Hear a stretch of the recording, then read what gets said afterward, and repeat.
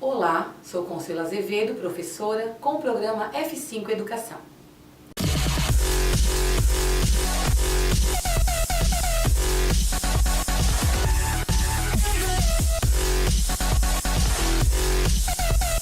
O tema do programa F5 Educação de hoje abordaremos o tema Formação do Professor, com a participação especial do professor Dr. Nassir Abidal. Inicialmente, vamos ouvir o Nassir falando sobre a sua vida profissional, a sua carreira profissional. Eu sou orientador educacional da Escola Alexandre Teles Filho. Fui professor da Rede Municipal de Ensino por 30 anos, hoje me encontro aposentado. E trabalho em pós-graduação, trabalho em doutorado, em mestrado, lá na Master Educacional de Foz do Iguaçu. Tenho a formação em pedagogia, tenho pós-graduação, mestrado e doutorado. Mas nada disso tem valor se acima disso tudo não tem a humildade. Para ser professor, então, o que é necessário fazer? Qual o currículo do professor? Acima de tudo, o sujeito tem que ter um certo dom, uma certa aptidão, e depois buscar o conhecimento. E quem vai lhe dar esse conhecimento é a universidade. A universidade vai lhe dar esse conhecimento. Mas não basta a universidade. Ele tem que ler, ele tem que estudar, ele tem que pesquisar para que possa se tornar um profissional. Porque o educador, ele tem que estar sempre buscando informação para ser um professor realmente de primeira linha.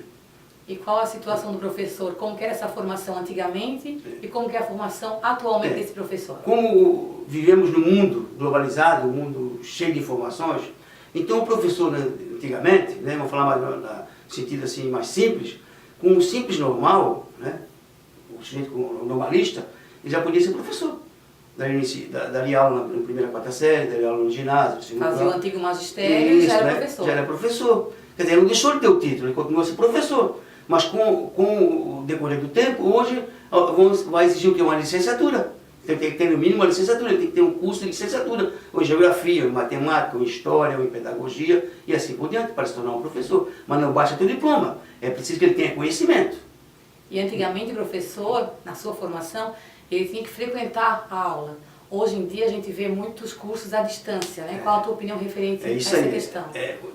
Existe uma certa... Hoje já mudou muito, A educação à distância, queiramos ou não, mas os países de primeiro mundo já têm isso. Inclusive no curso de medicina, não é que a medicina seja à distância, mas existem disciplinas à distância nas universidades da Europa, Agora, quem tem que buscar o conhecimento é o acadêmico.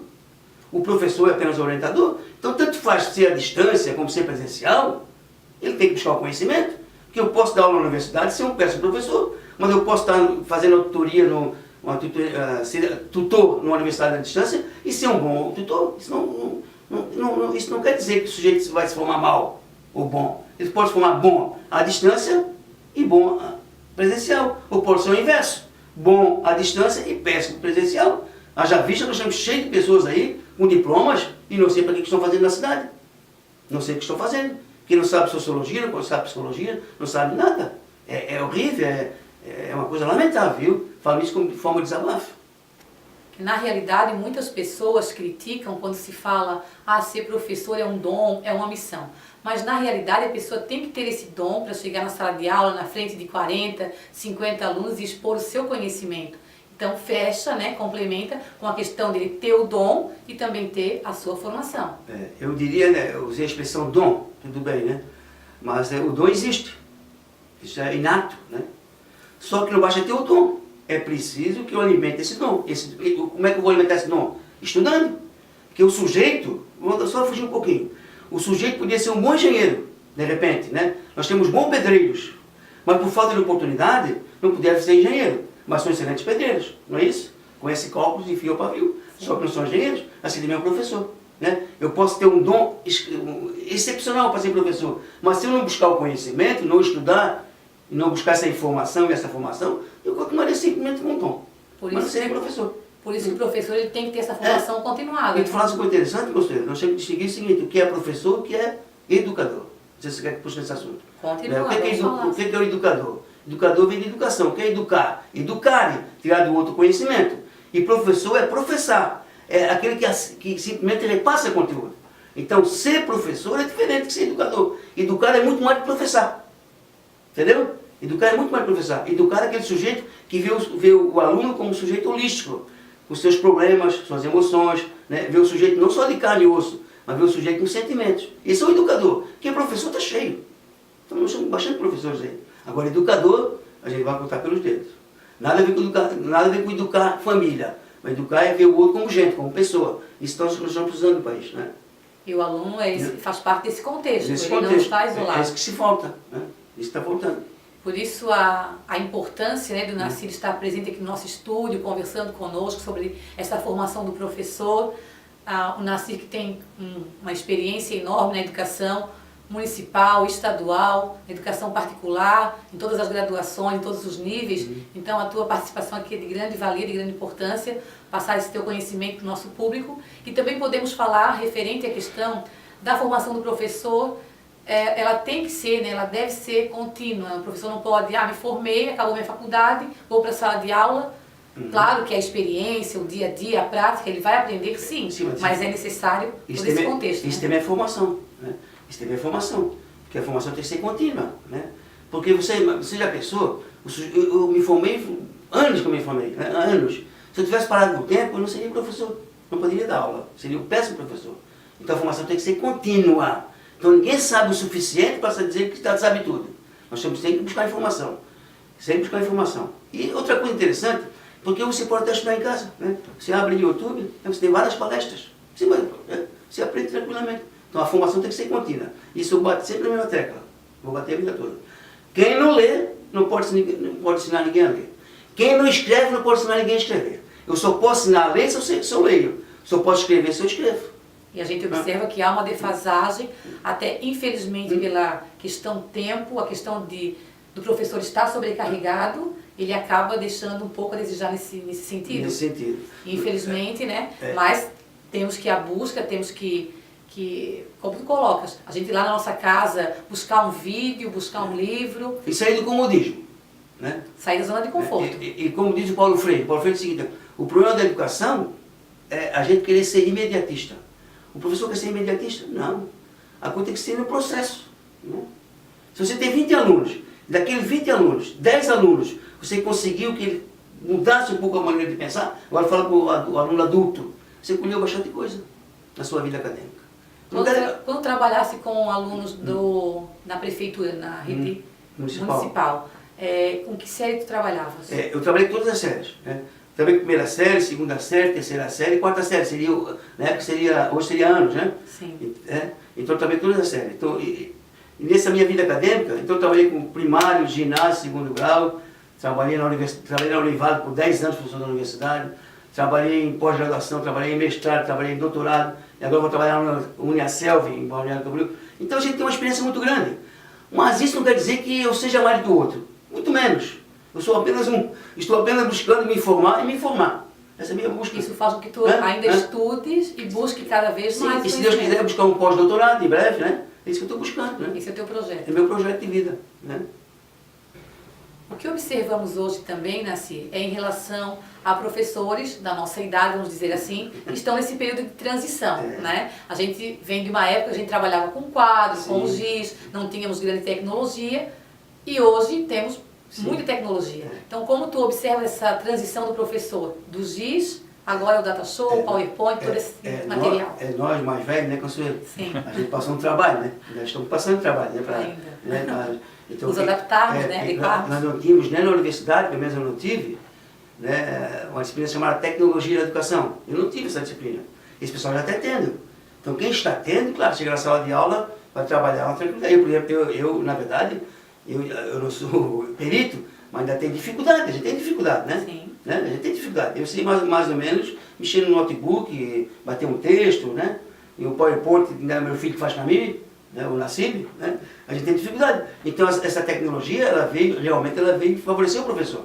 Veio. Eu estava falando para vocês no intervalo, né, quando eu fiz o mestrado na FUB, nem e-mail a gente tinha. Não tínhamos e-mail, não tínhamos internet. Você imagina o trabalho que a gente passou. Tínhamos que ir ao encontro do professor para a orientação. Já pensou? E tinha que mandar ainda via SEDEX, né? Porque não tinha internet. Então eu pegava assim, um texto, mandava para o SEDEX, lá para você para onde, ele mandava de volta. Hoje é fácil, né? Então a tecnologia hoje realmente vem facilitar a vida do professor. Vem ajudar. E digo mais, Consuelo, hoje não é bom professor que não quer, Consuelo. Falo isso com a maior verdade que eu estou falando. Não é bom professor que não é. quem não quer ser professor. Nós temos informação como em casa, tranquilamente. Eu, por exemplo, eu sempre estou assistindo palestra. Sempre estou assistindo palestra. Eu ainda já estou me considerando desatualizado. Olha, eu me formei em 2011, eu já estou me sentindo desatualizado. Agora imagina quem está parado há 20 anos. Então nós temos que buscar o conhecimento. E a tecnologia é uma ferramenta realmente essencial para a educação. E porque na realidade há muita informação, mas como transformar essa informação em conhecimento? Em conhecimento. Porque tu tem informação, sim, mas como que vai pegar tanto o professor, quanto o aluno, quanto a escola como um todo, transformar essa informação em conhecimento? Que filtro se usa para se transformar essa ferramenta, né, tão importante de informação, transformar em conhecimento? Hoje nós temos as escolas do estado, do município, a gente tem um laboratório de informática, tu sabe, né? Você deve ter outra escola. Então nós temos uma pessoa especializada para isso. O professor apenas o tutor, está lá, buscando informação, ainda estão caminhando, que infelizmente ainda o trabalho de pesquisa não é pesquisa, que isso nunca foi pesquisa, é mais copiar, é mais tirar cópia da internet. Mas já está melhorando bastante.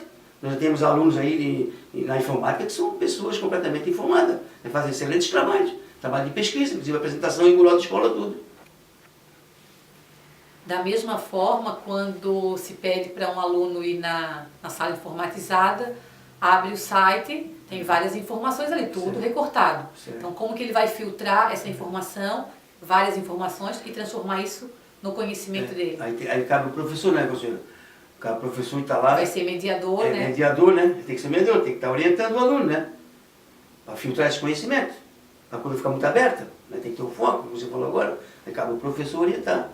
Dependendo do tema, o professor mandou fazer a pesquisa. Sim, vai orientar, né? Tudo isso, e também essas pesquisas em internet, tem que ter sempre a fonte, né? O site que pesquisou, a data. A internet escreve o que se quer. Eu posso escrever uma coisa na internet lá. Agora, na internet, a gente tem que pesquisar algo que tem credibilidade, né? Fonte que tem credibilidade. Eu não posso, de preferência original, não pegar de terceiro. Isso é como que faz pesquisa, né? Quem faz pesquisa de doutorado, dá um exemplo para ti. Sim. Então, doutorado tem que ler livro original. Você não pode ler livro de segunda mão. Livro de segunda mão não se aceita. De preferência, artigo científico. Tem que ser tudo no original. E sempre citando o autor, sempre o cara fala na tradução do livro, ele traduz como ele quer, né? Como ele quer fazer a ideologia dele. Né? Então é necessário ter... E assim também a internet. Pegar fonte segura, né? Tem vários sites aí bons, né? Você pode fazer uma boa pesquisa. Sim, educação, posso fazer uma boa pesquisa. O professor também pesquisar antes, para na hora... Ele tem que fazer ele tem que primeiro buscar informação para passar para o aluno pesquisar. Né? Falando um pouco mais referente à questão das universidades, né? De que maneira as universidades estão preparando o professor, estão formando esse professor para o mercado de trabalho? O Consuelo, pela minha experiência de professor universitário, né, eu tenho a seguinte informação. O aluno faz a universidade, tá? Mas como existe no ensino fundamental, existe no ensino médio, também tem na universidade. Pessoas que são colocadas lá, simplesmente por apadrinhamento político, todo mundo sabe disso, estou falando uma verdade aqui, né? E uma coisa que está acontecendo no Brasil, Conselho, para todo mundo escutar, que quanto mais titulação você tiver na universidade, você está correndo perigo de ser demitido. Sabia disso? Ninguém sabe, estou falando para vocês. Em São Paulo está acontecendo isso. Porque existe um número X de doutores, um número X de mestres, um número X de especialistas. Completou o quadro, somente nas universidades, nas fundações e particulares. Completou o quadro, se você fez doutorado, você está arriscando ir para a rua. E isso eu estou falando, não estou mentindo, a verdade. Então, um professor que tenha menos formação? Quanto menos formação, melhor. Até via salário. E existia não sei se você sabe disso, existia um projeto lá do governo federal, né, que não haveria mais exigência do sujeito ter doutorado e mestrado para dar na universidade pública. Está rolando lá. Eles querem professores com graduação, porque eles entendem o seguinte, graduação é o professor de pé no chão. Se ele tem o pé no chão, ele sabe ensinar o universitário para ser professor. Existe isso. Você imagina a situação que está chegando nesse país. Desvalorizando a formação do professor. Tem um projeto lá no Senado sobre isso aí. Não sei se vai ser aprovado, mas está lá. Então, cuidado você que é professor universitário. Não faça doutorado, está sujeito a ir para a rua. Um tema bastante polêmico sempre, durante o processo educativo, é a questão da avaliação. Então, gostaria que tu colocasse sobre essa questão da avaliação para a gente. Esse tema é um tema que me agrada muito, viu? Me agrada muito mesmo. Existe uma coisa chamada taxonomia de Bloom. Taxonomia de Bloom. O que o Bloom fala na taxonomia? Ele fala do conhecimento, compreensão, aplicação, análise, síntese e avaliação. O que seria o conhecimento? Conhecimento é que é entendido como memorização, certo? O que acontece na grande maioria das escolas? Na grande maioria das escolas, não digo todas, hein? A grande maioria. A maioria fica só no conhecimento. Conhecimento entendido como memorização. Eu até já decorei as perguntinhas nas provas. O que é, cite, qual, porquê e como. São as perguntinhas que estão lá no livrinho básico, né? E o professor vai lá e copia a perguntinha e dá para o aluno responder. Isso é conhecimento? Não, isso é memorização. O que eu estou querendo dizer? O que tem que acontecer na avaliação? O professor tem que contextualizar, ou seja, trabalhar o conhecimento sim, mas conhecimento para que ele possa compreender. O aluno tem que compreender. Compreendendo, ele vai aplicar. Aplicar, ele vai analisar. Analisar. Depois ele vai avaliar e sintetizar. O que acontece na escola? A escola fica só no conhecimento. Então, o ensino fundamental, o ensino que vem do primeiro ano à oitava série, ele tem que chegar no conhecimento, compreensão e aplicação. Esses 3 níveis tem que chegar, o aluno. Mas se ele ficar só no que é, cite, qual, porquê e como, ele vai ser igual o ator da Globo. Vai só responder aquilo que o produtor quer que faça. Lá, o jeito da televisão lá. Então tem que fazer, conhecer, compreender e aplicar. No ensino médio, ele tem que conhecer, compreender, aplicar, analisar, sintetizar e avaliar. O que é avaliar? Avaliar é formar juízo de valores. E vocês que fizeram universidade sabem o que eu estou falando, né? O aluno chega na universidade, o que o professor pede? Vamos fazer uma síntese de um texto. O que o aluno faz? O aluno faz uma coxa de retalho. Por quê? O aluno não foi trabalhado lá no fundamental e no médio, então ele faz coxa de retalho. Isso não é síntese. Síntese é tirar a essência de um texto. É tirar a parte principal do texto. Isso o acadêmico tem dificuldade. Por quê? Porque lá no ensino fundamental, no ensino médio, volto a repetir, o professor ficou no que é, cite, qual, porquê e como. Isso não é avaliação. Isso é mensurar. Isso é medir. Me desculpa, eu estou falando para vocês. Isso não é avaliar, isso é medir. Avaliar é outra coisa. Avaliar é compreender, entender o que o aluno passou e o professor fazer a correção. Isso é avaliar, que é diferente de mensurar. O aluno fica medindo, vale quanto pesa. Então, outra coisa. Aí se usa o livro didático como uma bengalinha, uma muleta. O livro didático é apenas um acessório, que vai assessorar o professor para trabalhar. Mais uma ferramenta. Uma ferramenta, mas não é tudo. Mas tem professor, vou falar aqui para todo mundo escutar, tem professor que só dá aula com livro. Se deixar o livro em casa, não dá aula. Não tem mais professor. Ele não dá mais aula. Eu tenho que estar preparado para tudo. Então eu não tenho que entender tudo e compreender tudo. Agora, aquilo que eu me projetei, aquilo onde eu me formei, onde eu me habilitei, eu tenho que dominar. Se eu não domino, não posso passar lá de aula. Eu tenho que pedir licença, me afastar, estudar e buscar novamente na universidade. Para buscar outro conhecimento. Sei lá, fazer o que ele quiser, menos da aula. Né? Nossos alunos são cobaia. Eles estão lá para aprender. Caso também, como tu vê hoje em dia a questão desse processo de inclusão. O aluno... Outra coisa interessante. Eu sou completamente a favor da inclusão. Tem que haver inclusão. Mas tem que haver inclusão, mas a escola tem que ter assessoramento. Existem professores hoje na rede pública, são excelentes professores. A gente não resta dúvida. Mas, por outro lado, do meu ponto de vista,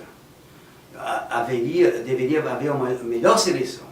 E como eu estava falando, esse professor deveria ser no contraturno. A criança ficaria no grupo dela de manhã ou à tarde, e no outro turno, um psicopedagogo clínico escolar atenderia essa criança, bem conceito. Porque o que faz o psicopedagogo? O psicopedagogo é aquela pessoa especializada, falando do clínico, que vai descobrir as causas que levam a criança a não aprender. As causas, certo? Descobrindo as causas que levam a criança a não aprender, aí ele vai passar essa informação para o professor 2. E o professor 2 vai trabalhar com a criança conforme a informação do psicopedagogo. Porque o psicopedagogo trabalha, é multidisciplinar. Ele vai usar o pedagogo, o neurologista, certo? O psicólogo e o psicopedagogo. Então são 4 pessoas. Mas a primeira pessoa que deve ser vista nesse momento seria o neurologista. Então o neurologista, a mãe vai no neurologista, pega a informação. Dá o laudo certinho. Aí passa para a escola, certo? A escola passa para o psicopedagogo. E o psicopedagogo, no contraturno, ele vai trabalhar essas causas. O que leva a criança a não aprender. Aí é uma série de instrumentos. Estou falando isso porque eu tenho informação nessa área. Me formei psicopedagogo, isso faz muitos anos. Agora eu faço parte da primeira turma com formação nessa área em Santa Catarina. Faço parte do primeiro grupo. Fiz clínica, 2 anos, quase 3 anos. Então, como seria legal, né? O psicopedagogo atenderia a criança, né? Faria o diagnóstico. Todo diagnóstico e trabalharia já, né? Sim. Cheio de objetos, né? São lúdicos. E depois, sim, de manhã ou à tarde, né? A criança voltaria para a sala de aula e passaria informação para o professor pedagogo, que é o 2, e vai trabalhar com a criança. O que acontece na escola? É reforço. Reforço. Ou, se o sujeito tem um distúrbio de aprendizagem, tem uma disfunção, reforço não vai resolver. Ou tu acha que vai? Não vai. Que vai resolver o quê? É o clínico, o médico neurologista, que vai atender essa criança, e o psicopedagogo trabalhando e passando informação para o professor, e o professor trabalharia com essa criança lá na sala de aula. Isso deveria ser. Mas como está, infelizmente, eu na Ciência de Aula não acredito nesse tipo de trabalho. Desculpa as colegas, desculpa os amigos, desculpa a escola, eu estou sendo verdadeiro, estou sendo sincero. Falo porque realmente eu estou observando, estou vendo isso. E nós voltamos lá no início da nossa questão, né, da formação do professor. O professor 2, ele tem, no teu conhecimento, ele tem um curso, o governo, a estrutura, a Secretaria de Educação proporciona curso para esse professor, dá respaldo para esse professor trabalhar? Olha, eu nunca vi. Tem reunião. Reunião tem. Mas respaldo teórico não tem. E até porque a universidade nem prepara, a universidade não prepara o pedagogo para ser professor 2. A universidade prepara o pedagogo para ser professor, para dar aula de primeira a quarta série, ou na matéria pedagógica de segundo grau. Não trabalha para ser professor 2. Para professor 2 tem outras pessoas para isso, né? Especializada para isso, seria o psicopedagogo. Porque o professor vai lá, vamos dizer, ele se classifica como professor 2. Ele vai com a sua boa vontade, sim, ele vai com a questão de auxiliar o aluno dentro do seu conhecimento, ele vai fazer esse trabalho, o trabalho que é solicitado para ele. Então, na tua opinião, deveria haver do governo um respaldo maior, uma formação maior para esse professor? Sim, eu não estou tirando os méritos do professor 2. Bem entendo, não estou tirando os méritos do professor 2, não estou tirando o mérito dele. Só que ele não tem que fazer muita coisa, porque ele também não tem formação para isso. E o espaço dele fica restrito só à sala de aula e ao horário da aula? Sim, só o espaço de aula. Ele está apenas ali fazendo reforço pedagógico. Reforço pedagógico o aluno não precisa. O aluno precisa no clínico para atender. Então, para finalizar, Nassir, a tua opinião referente a essa questão da estrutura escolar, do Estatuto do Magistério, em relação à questão do MEC, em relação à Secretaria de Educação, do nosso município, do nosso estado, do nosso país. Então, contextualize essa questão educacional. Falar em MEC, você falou uma coisa interessante. MEC, eu não sei se posso falar, eu não posso falar muito da minha pessoa, de repente, vamos dizer, vou estar pensando que eu estou jogando café. Aqui pode falar. Uma coisa de experiência, né? Eu estive agora em janeiro em Foz do Iguaçu, né? Dando aula no doutorado. É uma parceria de Angola, que fica no continente africano, com a Master Educacional aqui de Foz do Iguaçu, né? Então, os alunos, eles vêm lá da África, né? São 7, 8 alunos que eles vêm da África, que é uma parceria, e lá o MEC, tu vê, é interessante, o MEC, lá com o Ministério da Educação, eles vêm com bolsa, estão fazendo doutorado, esses alunos, eu fui professor deles no doutorado agora em Psicologia. Quer dizer, um país pequenininho, bolsa para estudar. Aqui no nosso estado, no Brasil, é muito complicado, tá? É muito complicado isso. Eu quando fui fazer mestrado, na época, eu tive que pegar licença sem vencimento, porque o estado me negou a me estudar. Me negou a estudar. Ou você estuda, ou você trabalha. Então eu prefiro estudar e não trabalhar. Aí tive que afastar de serviço e fui estudar. Quem pagou o teu estudo? Alguém vai perguntar lá fora. Quem pagou o teu estudo? Não sei, quem pagou o meu estudo foi meu pai. Então eu devo meu pai. Eu devo para o governo meu. Outra coisa, conselho, interessante. Quando se faz o estatuto, sempre vem prejudicar o professor. Sempre prejudicando o professor. Nunca para melhorar. Nunca para melhorar o professor. Sempre prejudicando. Sempre prejudicando. Eu estou muito revoltado com o estatuto, inclusive da prefeitura, tá? Que fizeram um estatuto muito bonitinho, de tirar 10% do professor, e depois vão pagar a toque de caixa. Pegaram dinheiro emprestado compulsoriamente, 10% tirado do professor. Que estatuto é esse? Então estou revoltado. Eu não fui prejudicado, me aposentei, mas tem colega meu que 10% fez falta do salário dele. Isso foi uma vergonha. No Estado a mesma coisa, fizeram um estatuto parecido com eles. Prejudicaram todos os professores. Tem professor no Estado ganhando igual o início de carreira, ACT, 2.300 reais por mês. Isso é um pouco da vergonha. Então eu não acredito nesse estatuto, não acredito totalmente. Esse estatuto que fizeram, Prefeitura, Estado, é um estatuto que só vem prejudicar a carreira do magistério, a carreira do professor. Eu falo que não devo nada para ninguém. E tu achas que o que deveria ser feito, então, para melhorar essa questão? Tem que ser feito o seguinte, engraçado, né? Tijuca tem a Câmara de Vereadores com 3 ou 4 professores. Essas pessoas deviam brigar por nós. E nenhum brigou. Assinaram o estatuto. Estatuto de prejudicar os professores todos. No Estado está cheio de deputados e professores. Então eles vão para o poder e esquecem que são professores. Só que tem uma coisa, o mundo dá muitas voltas. Ou eles estão lá em cima, ou estão lá embaixo. Vão voltar para a sala de aula. E o aposentado vai ganhar o salário de professor, vai ver aquele salário. Tem que melhorar, é criar vergonha na cara. Então pedimos agora ao Nassir as suas considerações finais aqui para o nosso programa F5 Educação. Eu quero te agradecer, eu quero antes dizer o seguinte, existe uma expressão chamada ética. Ética e moral, certo? Eu tenho um conceito que não existe livro nenhum. Esse conceito que eu queria durante a minha vida acadêmica. Ética são as transparências da verdade. Então o que eu falei aqui, eu falei verdade. Isso é ética. Eu fiz o juramento quando me formei na universidade. De cumprir a ética. Então se eu ofendi alguém, se eu magoei alguém, me desculpa. Mas eu fui ético. Porque a ética é a transparência das verdades. A ética não é esconder as verdades. É transparecer a verdade. Então eu me considero uma pessoa ética. E quero agradecer você pelo você ter me cuidado do programa F5 Educação, não é isso? Sim. Então eu me sinto muito honrado por isso aí, né, por você ter me convidado. E já disse para ti outra oportunidade, você é uma pessoa que deve e vai dar certo, já é certo, né, no teu programa. Obrigada. A audiência aí é total, a gente percebe, né? Inclusive eu tenho recebido vários comunicados, inclusive da Bahia, Rio de Janeiro, São Paulo, que vão assistir o teu programa, né? Então eu te agradeço muito pela essa oportunidade e vai em frente, que você merece, certo? Então eu quero agradecer meus amigos professores, né, que estão nos assistindo nesse momento, né? Meus colegas lá de São Paulo, Rio, Bahia, que tem bastante pessoas, inclusive lá na África, né, que meus alunos vão escutar esse teu programa. Quero agradecer todo esse pessoal. E aos meus colegas professores, continuem na luta, continuem na batalha, que nós vamos ter que dar certo. Eu estou aqui ao lado de vocês e vou lutar sempre por vocês. Quem vive comigo, convive comigo na educação, sabe que eu gosto disso e faço isso. Eu me formei e não vou ficar com um diploma na parede, mas para transparecer a verdade. Isso é ética. E a ética é isso aí. Transparecer a verdade. Agradeço a todos vocês por estar nos assistindo neste momento.